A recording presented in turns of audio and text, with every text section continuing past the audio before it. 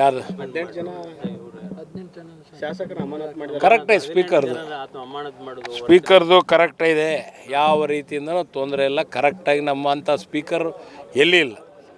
ಯಾರು ಖಾದರ್ UT ಖಾದರು ಒಳ್ಳೆಯ speaker. ಒಳ್ಳೆ ರೀತಿಯಿಂದ ಹೌಸನ್ನು ಇಲ್ಲಿ ಮಟ್ಟ ಕರೆಕ್ಟ್ ಪ್ರೊಸೀಜರ್ ಪ್ರಕಾರ ನಡೆಸ್ಕೊಂಬಂದಿದ್ದಾರೆ. ಅದು ಯಾವ ರೀತಿಯೂ ಕೊರತೆ ಆಗಿಲ್ಲ. ಮತ್ತು ಟೈಮಿಂಗ್ಸ್ ಆಗಲಿ ರಾತ್ರಿ ಬೆಳಗಿನ ಜಾವ ತನಕ 2 ಗಂಟೆ 3 ಗಂಟೆ ತನಕ ಇವತ್ತು ಹೌಸ್ನ ನಡೆಸ್ಕೊಂಡು ಹೋಗ್ಯಾರ. ಒಂದು ಸ್ವಲ್ಪನೂ ವೇಸ್ಟ್ ಮಾಡಿಲ್ಲ. ಆ ಒಂದು ನಿಟ್ಟಿನಲ್ಲಿ ಯಾವುದೇ ಒಂದು ಇಲ್ಲ. ನಮ್ಮ ಹೇಳಕ್ಕೆ ಅವ್ರಿಗೆ ಬೇರೆ ಕೆಲಸರೇ ಏನೈತೆ.